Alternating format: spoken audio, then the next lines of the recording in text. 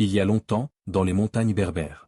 Les anciens racontaient qu'une femme mystérieuse apparaissait parfois près des sources d'eau qu'on appelle Tala. Son nom était Ariel.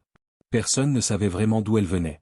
Certains disaient qu'elle appartenait au monde des esprits de la nature. D'autres qu'elle avait été maudite pour avoir trahi les siens. Mais une chose est sûre, Tariel n'était pas une femme comme les autres. Elle apparaissait en plein jour. Surtout l'après-midi, quand la chaleur était étouffante. L'air vibrait au-dessus des pierres brûlantes. Les villageois allaient chercher de l'eau à Tala à cette heure-là. L'endroit restait un peu frais. C'est là qu'ils disaient l'avoir vue. Une femme d'une beauté incroyable flottait au-dessus de l'eau. Sans mouvement. Sans bruit. Ses cheveux noirs glissaient sur ses épaules comme des fils de soie.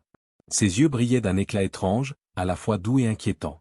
Un jour, un homme puisait de l'eau. Il aperçut des bulles qui remontaient à la surface. Il comprit que quelque chose n'allait pas. Il recula doucement. Tariel sortit lentement de la source. Elle était allongée sur l'eau, comme si elle glissait dessus. Effrayé, il parla d'une voix tremblante, « Je ne voulais pas te déranger, je suis juste venu pour l'eau. » Tariel le regarda sans colère. Elle disparut lentement sous l'eau, comme si elle s'endormait à nouveau.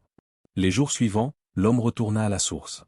Cette fois, Tariel se tenait debout sur l'eau. Son visage était calme.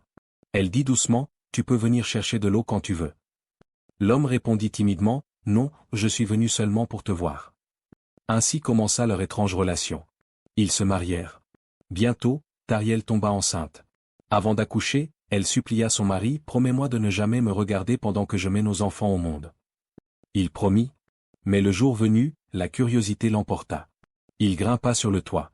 Il souleva une brique pour observer. Il vit Tariel accoucher de cet enfant. Soudain, elle sentit son regard. Ses yeux changèrent. Son visage devint furieux.